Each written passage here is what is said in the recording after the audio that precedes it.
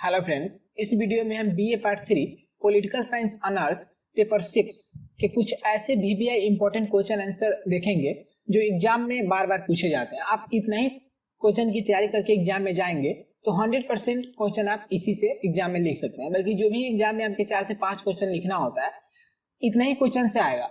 इससे अलग से आपको कुछ पढ़ने की जरूरत नहीं है। और जो भी क्वेश्चन है उसके आंसर के बारे में भी हम एक्सप्लेन करेंगे ताकि आपको अच्छे से अच्छे मार्क्स किस प्रकार से आंसर लिखने से मिलेंगे। तो चलिए हम एक नंबर क्वेश्चन देख लेते हैं अपना। तो सबसे फर्स्ट क्वेश्चन है यहाँ पे, पहला क्वेश्चन है कि प्लेटो के दार्शनिक शासक संबंधी विचारों की विवेचना यानी परीक्षण कीजिए। तो सबसे पहले हमें इंट्रोडक्शन लिखना होता है। इंट्रोडक्शन हमें 5 से 7 लाइन में लिखना होता है, यानी 5 सीमेंस लाइन में, यानी 5 से 7 पंक्ति में इंट्रोडक्शन लिखना है। क्योंकि इंट्रोडक्शन लिखना जरूरी होता है और इंट्रोडक्शन से आपको अच्छे मार्क्स मिलते हैं। उसके बाद में जो भी आंसर लिखेंगे हम आंसर को टॉपिक वाइज लिखेंगे, ठीक है। तो नेक्स्ट क्वेश्चन हम देख लेते हैं और इसके बारे में एक्सप्लेन करते हैं। सबसे पहले हम फर्स्ट का कथन है कि प्लेटो के संपूर्ण राजनीति चिंतन में सर्वाधिक महत्वपूर्ण तथा मौलिक विचार यह है कि वह दार्शनिक राजाओं का शासन चाहता है। प्लेटो के उस समय में युवान के नगर राज्यों की दशा अत्यंत खराब थी। एथेंस नगर की दुर्दशा उसने देखी थी। वहां के शासक में फूट, भ्रष्टाचार, व्यभिचार और अपराध चरम सीमा पर थे। वह इन बुराइयों को दूर करने के लिए शासन में हस्तक्षेप करना चाहता था। उसने अपने ग्रंथ द रिपब्लिक में स्पष्ट लिखा है कि जब तक दार्शनिक राजा नहीं होंगे तब तक राज्य और समाज से कष्ट दूर नहीं होगा, ठीक है। अब एक्सप्लेन करना है। जैसे प्लेटो के दार्शनिक शासक के प्रमुख विचार निम्नलिखित है, इसके विचार के बारे में बताना है। तो 1 नंबर पॉइंट बनाना है हमको कि ज्ञान प्रधान, दूसरा नंबर पॉइंट बनाना है समाजवादी, तीसरा नंबर पॉइंट बनाना है निस्वार्थ और चौथा नंबर पॉइंट बनाना है निरंकुश शासक। सभी पॉइंट्स के बारे में हमें 5 से 7 लाइन एक्सप्लेन करने हैं, तब हमें अच्छे मार्क्स मिल पाएंगे।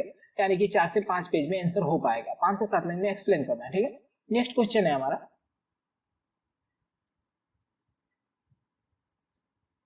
नेक्स्ट क्वेश्चन आप देख सकते हैं यहाँ पे कि प्लेटो के आदर्श राज्य की अवधारणा का आलोचनात्मक विवेचना करें।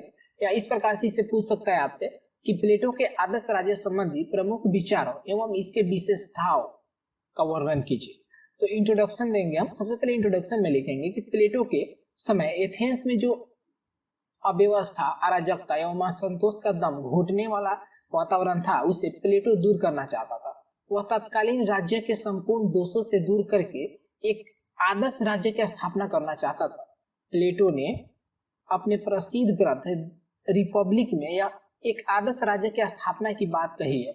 यद्यपि कुछ विचारों ने उसके इस राज्य की काल्पनिक बताया है, तथापि अन्य विचारक उसे व्यवहारिक पक्ष में महत्व देते हैं। नेक्स्ट में हमें कि प्लेटो के आदर्श राज्य की विशेषताएं कौन कौन से थे, यानी विशेषताएं निम्नलिखित है। तो 1 नंबर पॉइंट में है कि राज्य एवं व्यक्ति में समानता होना चाहिए। सेकेंड नंबर पॉइंट बनाना है कि राज्य की सर्वोपरिता का सिद्धांत।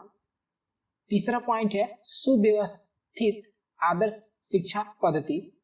चौथा नंबर पॉइंट है व्यक्ति आदर्श राज्य का आधार। 5वां नंबर पॉइंट है स्त्री व पुरुष समान अधिकार। सभी पॉइंट्स के बारे में हमें 5 से 7 लाइन में एक्सप्लेन करना है। उसके बाद हमें बनाना है कि प्लेटो के आदर्श राज्य की आलोचना किस प्रकार से की गई थी। आलोचना का मतलब होता है इनकी बुराइयां कौन कौन सी थी। तो 1 नंबर पॉइंट में है कि आत्मतत्वता का अमान्य सिद्धांत, साम्यवाद के दोषों का समर्थन और 3 नंबर में है लोकतंत्र का विरोध। इस प्रकार से आलोचना है। सभी के बारे में हमें 5 से 7 लाइन में एक्सप्लेन करना है। नेक्स्ट क्वेश्चन है कि कौटिल्य के सप्तांग के विचारों का आलोचनात्मक विवेचना करें। तो सबसे पहले एक्सप्लेन में कौटिल्य राज्य की उत्पत्ति के संबंध में समझौता सिद्धांत को मानते हुए राज्य के 7 अंग को स्वीकार करते हैं, जिनके वह प्रकृति की संज्ञा देते हैं। राज्य के 7 अंग के कारण ही राज्य की प्रकृति के संबंध में कौटिल्य का सिद्धांत सप्तांग सिद्धांत कहलाता है। उसके बाद में अभी 7 कौटिल्य के सप्तांग के विचार निम्नलिखित, यानी 7 कौन कौन से अंग है। तो 1 नंबर में है कि स्वामी, दूसरा नंबर है अमात्य, तीसरा नंबर में जनपद, चौथा में दुर्ग मतलब एक किला किस प्रकार से घेराव की जाए, 5वां नंबर में कोष, 6 नंबर में है दंड और 7 में है मित्र। सभी के बारे में 5 से 7 लाइन में एक्सप्लेन करना है, ठीक। नेक्स्ट में इसके आंसर हम बताएंगे आपको किस प्रकार से मिलेगा, सभी का एक्सप्लेन वाला आंसर आपको मिल जाएगा। तो नेक्स्ट क्वेश्चन में कौटिल्य के राजत्व संबंधी सिद्धांत की विवेचना करें, या इसे इस प्रकार से भी पूछ सकता है कि कौटिल्य द्वारा वर्णित राजा के अधिकारों एवं कर्तव्यों की विवेचना करें। तो इंट्रोडक्शन हम देखेंगे, इंट्रोडक्शन में लिखेंगे कि कौटिल्य को राजनीति में कूटनीति और शासन व्यवस्था के लिए जाना जाता है। कौटिल्य व्यवहारिक और यथार्थवादी विचारक थे। उन्होंने न सिर्फ राजनीति के दंड नीति पर भी अपने विचार दिए, बल्कि प्राचीन भारतीय राजनीति में इनका स्थान सर्वोच्च माना जाता है। देश को एक मजबूत केंद्रीय प्रशासन देने के लिए कौटिल्य को जाना जाता है। इन्होंने अपनी महान पुस्तक अर्थशास्त्र में राज्य की उत्पत्ति तथा राजा व राज्य के कार्यों संबंध में विस्तार से वर्णन किया है। कौटिल्य के शब्दों में यदि राजा संपन्न हो तो उसकी समृद्धि से प्रजा भी प्रसन्न होती है। राजा का जो शील है वह शील प्रजा का भी होता है। यदि राजा उद्यमी और उत्थानशील होता है तो प्रजा में भी गुण आ जाते हैं। यदि राजा प्रमादी हो तो प्रजा भी वैसे ही हो जाता है। अतः राज्य में कूट स्थानीय राजा ही है, यानी राज्य में कूट स्थानीय राजा ही है। तो उसके बाद में क्या यहाँ पे एक्सप्लेन करना है हमें, तो कौटिल्य के सिद्धांतानुसार राजा के प्रमुख कार्य, यानी राजा के प्रमुख कार्य कर्तव्य कौन कौन से है। तो एक नंबर में है राज्य विस्तार, दूसरा नंबर में है कि राज्य में शांति व सुव्यवस्था की स्थापना, तीसरा नंबर में है राज्य और उसका प्रजा की सुरक्षा, चौथा में है कि राज्य के आर्थिक कार्य, पांचवा में है राज्य के सामाजिक एवं सांस्कृतिक कार्य। सभी के बारे में 5 से 7 लाइन में हमें एक्सप्लेन करना है। नेक्स्ट क्वेश्चन है रूसो के सामान्य इच्छा संबंधी विचारों का परीक्षण कीजिए। तो इंट्रोडक्शन लिखेंगे हम कि रूसो सामान्य इच्छा के बारे में लिखते हैं कि समाज के विभिन्न व्यक्तियों की आदर्श राज्य का सर्वयोग ही सामान्य इच्छा है। रूसो की सामान्यता कि सब नागरिकों की वह इच्छा जिसका उद्देश्य सामान्य हित हो, सामान्य इच्छा कहलाती है। यह सब व्यक्तियों से आनी चाहिए तथा सब व्यक्तियों पर लागू होनी चाहिए। तो रूसो के सामान्य इच्छा सिद्धांत को कुछ विचारक इस सिद्धांत को सबसे अति खतरनाक मानते हैं, जबकि अन्य विचारकों की राय में सामान्य इच्छा सिद्धांत लोकतंत्र तथा राजनीतिक दर्शन की आधारशिला है। रूसो के द्वारा प्रतिपादित सामान्य इच्छा की विशेषताएं निम्नलिखित है। तो कौन कौन से विशेषताएं हैं, तो एक नंबर में है सामान्य इच्छा संप्रभुता संपन्न है, दूसरा नंबर पॉइंट है सामान्य इच्छा एकता स्थापित करती है, तीसरा नंबर पॉइंट है सामान्य इच्छा अदेय है, चौथा नंबर पॉइंट है सामान्य इच्छा स्थानीय है, और पांचवा नंबर पॉइंट है सामान्य इच्छा स्वतंत्रता और समानता की पोषक है। सभी पॉइंट्स के बारे में हमें 5 से 7 लाइन में एक्सप्लेन करना है। नेक्स्ट क्वेश्चन है हमारा मैकियावेली के प्रथम आधुनिक राजनीतिक चिंतक के विचारों का परीक्षण कीजिए। इंट्रोडक्शन है अधिकांश आंसर में हम लिखेंगे अधिकांश विद्वान मैकियावेली को आधुनिक युग के जनक मानते हैं। एक और उनका मध्य युग का अंतिम विचारक कहा जा सकता है, तो दूसरी ओर आधुनिक युग में प्रथम। मैकियावेली का आधुनिक युग का जनक कहने का तात्पर्य यही है कि आधुनिक युग मैकियावेली से प्रारंभ होता है और इस युग के प्रारंभ होने के साथ साथ मध्य युग का अंत हो जाता है। मैकियावेली ने मध्ययुगीन मान्यता और परंपराओं को न केवल उपेक्षा की अपितु उनका खंडन कर राजनीति को नवीन यथार्थवादी रूप प्रदान किया। निम्नलिखित आधारों पर मैकियावेली को आधुनिक युग का जनक माना जाता है या कहा जाता है।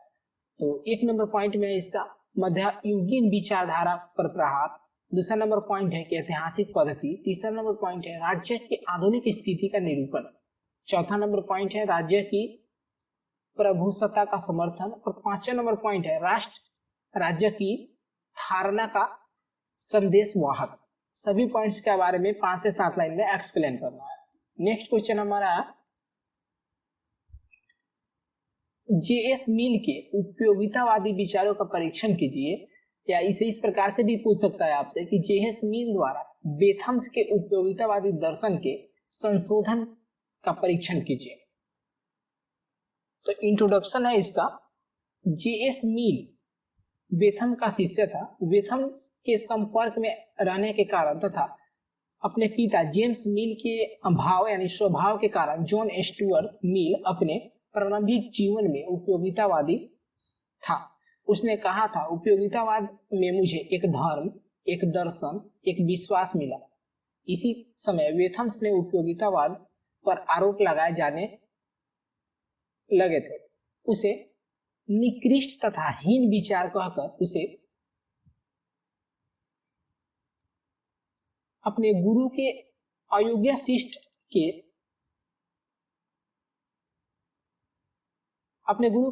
शिष्य के माने जाने के कारण या जेएस मिल का यह कर्तव्य था कि वह उपयोगितावाद पर प्रथम प्रहार करने वाले जोरदार उत्तर दे, यानी जो भी इसके बारे में आलोचना कर रहे थे, गलत समझ रहे थे, उनके बारे में उसे समझाए। इसी संदर्भ में उसने वेथम्स के उपयोगितावाद में अनेक संशोधन किए थे।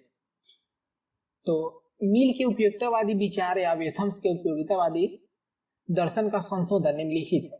किस प्रकार से उसने संशोधन किया था? तो सुख दुख में केवल मात्रात्मक ही नहीं अपितु गुणात्मक अंतर भी होता है। दूसरा नंबर संशोधन था उसका, सुख और दुख मापे नहीं जा सकते। तीसरा नंबर संशोधन था, यह आवश्यक नहीं है कि सुख की प्राप्ति प्रत्यक्ष रूप से ही हो। चौथा नंबर संशोधन था, उपयोगिता की मान्यताएं केवल बाह्य नहीं आंतरिक भी है। और 5 नंबर पॉइंट है, नैतिक तथा सामाजिक कर्तव्यों का आधार उपयोगिता नहीं है। और सभी के बारे में हमें 5 से 7 लाइन में एक्सप्लेन करना है। नेक्स्ट क्वेश्चन है हमारा, एक आदर्शवादी विचारक के रूप में हीगेल का मूल्यांकन कीजिए। तो आंसर में आदर्शवादी विचारक के हीगेल का सर्वश्रेष्ठ व्यवहारिक विचार की उपाधि प्रदान की गई है। उसकी मृत्यु के पश्चात अनेक विद्वानों ने उसके विचारों का अनुसरण किया तथा उससे प्रभावित हुए। उसके विचारों का स्पष्ट व तत्कालिक प्रभाव जर्मनी पर पड़ा, जहां बिस्मार्क ने उसके सिद्धांतों को लेकर जर्मन राष्ट्र की पुनः स्थापना की। इसके साथ ही इटली का फासीवाद व रूस का साम्यवाद हीगेल का विचारधारा से काफी प्रभावित था। पॉइंट्स है इसके, हीगेल के आदर्शवादी विचार निम्नलिखित है। तो पॉइंट बनाएंगे हम कि राज्य संबंधी विचार, युद्ध संबंधी विचार और स्वतंत्रता संबंधी विचार, सभी के बारे में 5 से 7 लाइन में एक्सप्लेन करेंगे। नेक्स्ट क्वेश्चन है, अरस्तु के क्रांति सिद्धांत की विश्लेषण कीजिए या क्रांति सिद्धांत की विवेचना कीजिए। तो आंसर में इंट्रोडक्शन लिखेंगे, अरस्तु के अनुसार क्रांति का अर्थ है संविधान में परिवर्तन। संविधान में होने वाला छोटा बड़ा परिवर्तन, संविधान में किसी प्रकार का संशोधन होना, जनतंत्र का उदार रूप धारण करना, जनतंत्र द्वारा अधिक तंत्र या अनिक तंत्र द्वारा जनतंत्र का विनाश किया जाना, सरकार में किसी प्रकार का परिवर्तन हुए बिना एक अत्याचारी शासक का दूसरे को हटाकर अपनी सत्ता प्राप्त करना आदि, इन सभी बातों में अरस्तु क्रांति मानता है। मतलब कि अरस्तु का क्रांति का मतलब खून खराबा तलवार वगैरह से क्रांति नहीं था, बल्कि इसे संविधान में परिवर्तन करके क्रांति लाना था। अरस्तु के अनुसार क्रांति के प्रमुख कारण निम्नलिखित है। तो 1 नंबर में है कि अन्याय की भावना, दूसरा नंबर पॉइंट है शासक वर्ग की आपसी कलह, तीसरा नंबर पॉइंट है बहुसंख्यकों की अल्पसंख्यकों के प्रति असंतुष्टि, और चौथा नंबर पॉइंट है कि कुलीन तंत्रात्मक शासन। सभी के बारे में 5 से 7 लाइन में एक्सप्लेन करना है। जो आंसर आपको मिलेंगे वीडियो लास्ट तक देखिए। उसके बाद अरस्तु के अनुसार राज्य क्रांति को रोकने के भी कुछ उपाय बताए गए हैं कि राज्य क्रांति को किस प्रकार से रोका जा सकता है, जिसके लिए उसने पॉइंट्स दिए हैं कि जनता में जागृति उत्पन्न करना। दूसरा नंबर पॉइंट बना सकते हैं हम परिवर्तनकारी शक्तियों पर रोकथाम। तीसरा नंबर पॉइंट है कि अधिकारी वर्ग की सेवा अवधि का निर्धारण, और चौथा नंबर पॉइंट है कि विरोधी मत के शासक वर्गों का समान पद। सभी के बारे में 5 से 7 लाइन में एक्सप्लेन। नेक्स्ट क्वेश्चन, एक व्यक्तिवादी विचारक के रूप में हॉब्स का मूल्यांकन करें। तो हॉब्स का मूल्यांकन करना है हमें एक व्यक्तिवादी विचारक के रूप में। तो हॉब्स ने जहां एको निरंकुश तथा असीमित संप्रभुता का प्रतिपादन किया, वहीं दूसरी ओर उसने विचारधारा में व्यक्तिवादी के भी स्पष्ट और प्रबल दर्शन होते हैं। यह बात असंगतिपूर्ण लगने पर भी पूर्णतः सत्य है। व्यक्तिवाद की मूल धारणा यह है कि जिसे भी संघ, समुदाय, अन्य संस्था या राज्य है, वे व्यक्तियों द्वारा ही निर्मित है। व्यक्ति ही इसकी इकाई है और ये सभी अपने सम्मिलित व्यक्तियों से अधिक या भिन्न कुछ भी होता नहीं है। इस दृष्टिकोण से व्यक्ति साध्य है और राज्य साधक मात्र है। अतः व्यक्ति की बुराई भलाई सुख दुख आदि राज्य एवं समुदाय की बुराई भलाई या सुख दुख समझा जाना चाहिए। इस दृष्टि से हॉब्स के व्यक्तिवादी का विश्लेषण किया है। ठीक है, हॉब्स के व्यक्तिवादी के विचार निम्नलिखित है। कौन कौन से विचार है? तो एक नंबर में है कि हॉब्स के संपूर्ण दर्शन में व्यक्तिवादी की व्याप्ति है। समाज और राज्य व्यक्तिगत उद्देश्य का साधन है। तीसरा नंबर पॉइंट है सुरक्षा के लिए व्यक्तियों को क्रांति का अधिकार है। चौथा नंबर पॉइंट है आर्थिक क्षेत्र में हस्तक्षेप और पांचवा नंबर पॉइंट है व्यक्तियों की स्वतंत्रता। सभी के बारे में 5 से 7 लाइन में एक्सप्लेन करना है। नेक्स्ट नंबर क्वेश्चन है हमारा नेक्स्ट, हॉब्स की संप्रभुता संबंधी अवधारणा की विवेचना करें या हॉब्स के संप्रभुता सिद्धांत के विशेषताओं का आलोचनात्मक परीक्षण करना है, यानी इसके बुराई के बारे में भी बताना है। तो एक्सप्लेन करेंगे हम, यानी इंट्रोडक्शन में लिखेंगे कि हॉब्स का संप्रभुता सिद्धांत उसके सामाजिक समझौते के सिद्धांत से प्रभावित है। हॉब्स के शब्दों में व्यक्ति की रक्षा हेतु बिना तलवार के समझौता केवल रक्तहीन कोरे शब्द है। समझौते से स्थापित संप्रभु सर्वोच्च सत्ता संपन्न और निरंकुश है। उसका प्रत्येक आदेश कानून और उसका प्रत्येक कार्य न्यायपूर्ण है। उसे जनता के जीवन को नियंत्रित करने का असीमित अधिकार प्राप्त है तथा जनता को किसी भी प्रकार से उसे चुनौती देने का या उसका विरोध करने का अधिकार प्राप्त नहीं है। हॉब्स कहता है कि जनता का एकमात्र कार्य संप्रभु के आदेश का पालन करना है, चाहे वे आदेश ईश्वरीय और प्राकृतिक नियमों के विरुद्ध क्यों न हो। जनता के लिए उसका पालन करना ही न्यायपूर्ण और वैध है। ठीक है, हॉब्स की संप्रभुता सिद्धांत की प्रमुख विशेषताएं निम्नलिखित है। तो कौन कौन से है? तो एक नंबर में संप्रभुता न्याय का स्रोत है। दूसरा नंबर पॉइंट है इसका संप्रभुता नैतिकता के ऊपर है। तीसरा नंबर पॉइंट है संप्रभुता अविभाज्य है, यानी इसे बांटा नहीं जा सकता। चौथा नंबर पॉइंट है संप्रभुता निरपेक्ष है और पांचवा नंबर पॉइंट है संप्रभुता कानून बनाने की शक्ति है। सभी के बारे में 5 से 7 लाइन में एक्सप्लेन करना है। ठीक है, नेक्स्ट क्वेश्चन हमारा है उदारवाद पर लॉक के विचार का परीक्षण करें या उदारवाद क्या है, इसके प्रमुख विशेषता पर प्रकाश डालिए। तो उदारवाद के बारे में इंट्रोडक्शन देना है। प्राचीन काल से स्वतंत्रता का मानव जीवन का एक महान लक्ष्य माना जाता था, लेकिन इसे राजनीतिक विचार के केंद्र बिंदु का स्थान प्राप्त करने का श्रेय उदारवादी दर्शन को प्राप्त। स्वतंत्रता के समस्या और मानव मात्र के लिए इसकी प्राप्ति के उपायों पर सबसे अधिक ध्यान उदारवाद ने दिया है। उदारवाद के समर्थन में सबसे पहले जॉन लॉक है। ठीक, लॉक ने अपने दर्शन में स्वतंत्रता के शासन के सर्वोच्च लक्ष्य का स्थान प्रदान किया है, इसलिए इसको उदारवाद की आत्मा कहा जाता है, कहा जा सकता है। उदारवाद के नियम के रूप में प्रचलित है। पुरातन उदारवाद और नवीन उदारवाद। पुरातन उदारवाद का प्रतिपादन जेम्स मिल, जैक्सन और थॉमसन एन के द्वारा किया गया। यह राज्य की सर्वस्व यानी श्रेष्ठावस्था में भी एक बुराई मानना, उसे केवल एक प्रहरी का ही रूप प्रदान करता है और यह राज्य के कार्य क्षेत्र के सीमित रखने के ही पक्ष में है। उदारवाद के प्रमुख विशेषता या सिद्धांत। उदारवाद के प्रमुख विशेषता या सिद्धांत निम्नलिखित है। तो एक नंबर में है मानवीय स्वतंत्रता का समर्थन करता है। दूसरा नंबर पॉइंट है मानवीय विवेक में आस्था। तीसरा नंबर पॉइंट है प्राकृतिक अधिकारों की धारणा में विश्वास। चौथा नंबर पॉइंट है निरपेक्षता में विश्वास और पांचवा नंबर पॉइंट है लोक कल्याणकारी राज्य व्यवस्था का समर्थन। सभी के बारे में हमें 5 से 7 लाइन में एक्सप्लेन करनी है। ठीक है, नेक्स्ट क्वेश्चन है हमारा जेएस मिल के स्वतंत्रता संबंधी विचारों का आलोचनात्मक परीक्षण कीजिए। तो इंट्रोडक्शन लिखेंगे हम कि राजनीतिक चिंतक के क्षेत्र में मिल की सबसे बड़ी देन उसके स्वतंत्रता संबंधी विचार है। मिल का मत है कि कोई भी व्यक्ति समाज में रहकर अपना सर्वश्रेष्ठतम रूप को तब तक प्राप्त नहीं कर सकता जब तक कि उसे पर्याप्त स्वतंत्रता ना हो। ठीक है,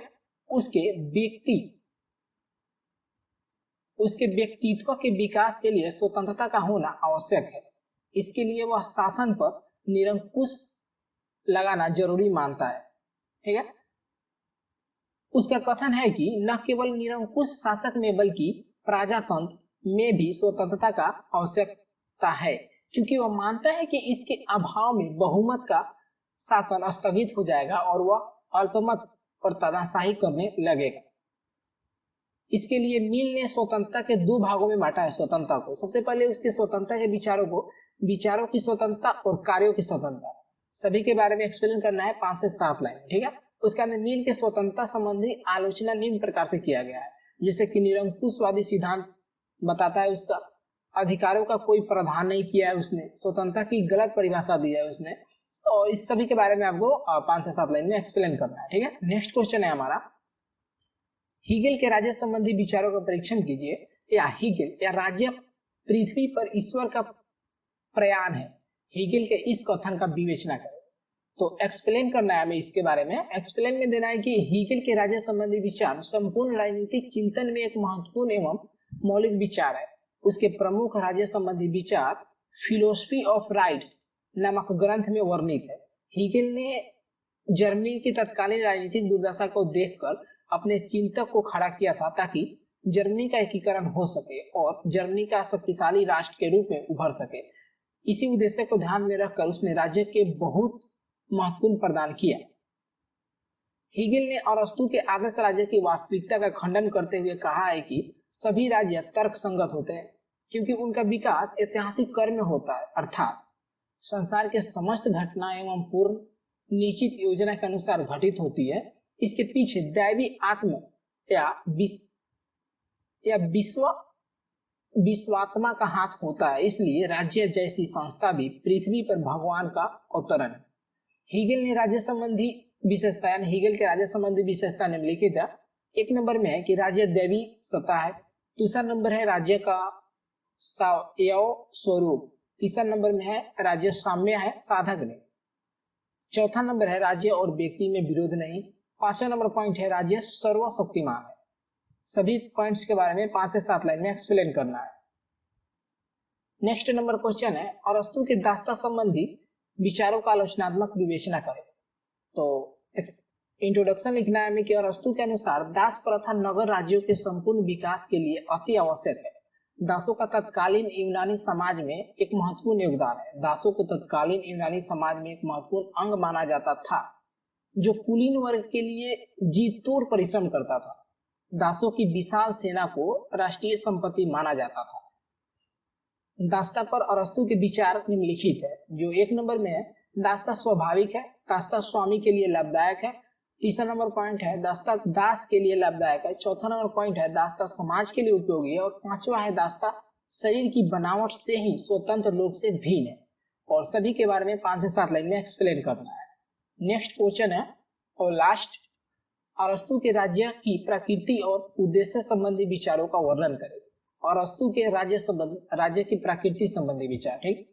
तो अपने ग्रंथ पॉलिटिक्स में अरस्तु ने राज्य की उत्पत्ति, स्वरूप तथा लक्ष्य के संबंध में विस्तृत चर्चा करते हुए कहा है कि मनुष्य एक सामाजिक तथा राजनीतिक प्राणी है। अरस्तु के अनुसार मनुष्य का अस्तित्व और विकास राज्य में ही संभव है।